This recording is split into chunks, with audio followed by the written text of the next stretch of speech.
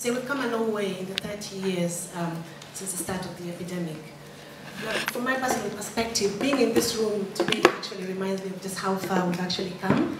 And I say this because a year before my own diagnosis, my brother disclosed his HIV status to us. Unfortunately for him, it was a pre-HIV treatment era.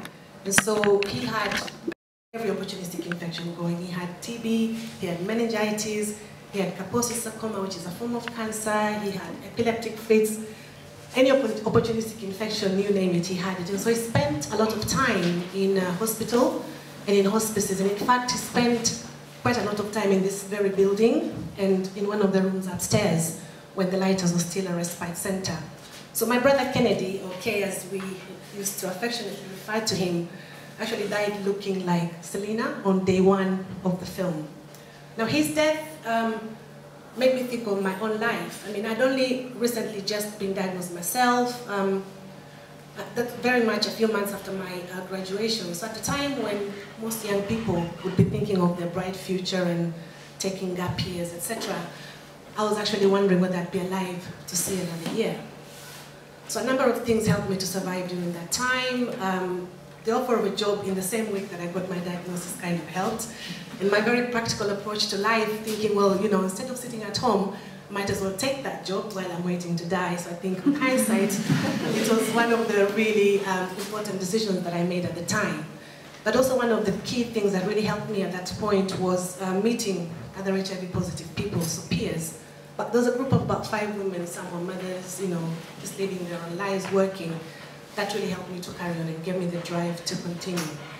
So I guess, again, being in this room, bringing us back to today is also a very real reminder for me of the progress that's been made in terms of treatment and prevention of vertical transmission. I'm lucky to be here today where many of my friends didn't manage to survive, but that's because I've had access to treatment, care and support to keep me alive today. And also in the same vein, I'm very lucky to have been living in the UK because I was unable to access interventions like, you know, a C-section, which was the norm at the time, treatment during pregnancy, and, you know, so I'm proud to say I do have an HIV-negative 13-year-old daughter who's going to be 14 next month, so I'm not sure about the teenagehood, but, you know, we'll wait and see. However, I'm also very acutely aware of the fact that, as already mentioned, we've made a lot of progress in terms of, we know there's about 8 million people now who need treatment, who have access to it. However, there's still that 7 million people who still don't have access to this life-saving treatment.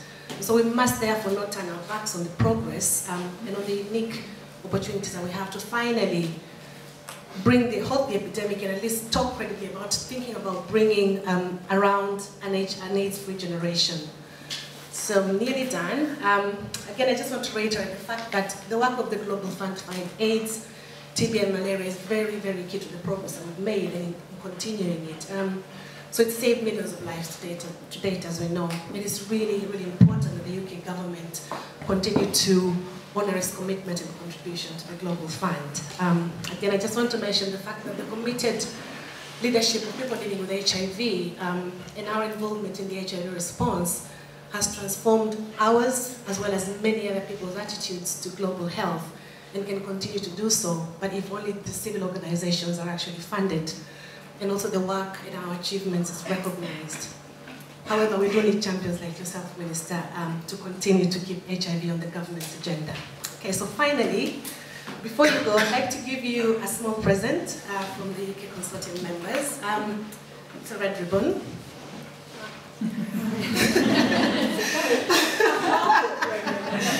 We'd like to please ask that you wear it as you walk the corridors of DFID and, you know, go on your international country visits. We really would like you to wear it as you continue your leadership, just as a reminder both to yourself and to other people that although we've made great strides towards the right direction, the job is not yet done.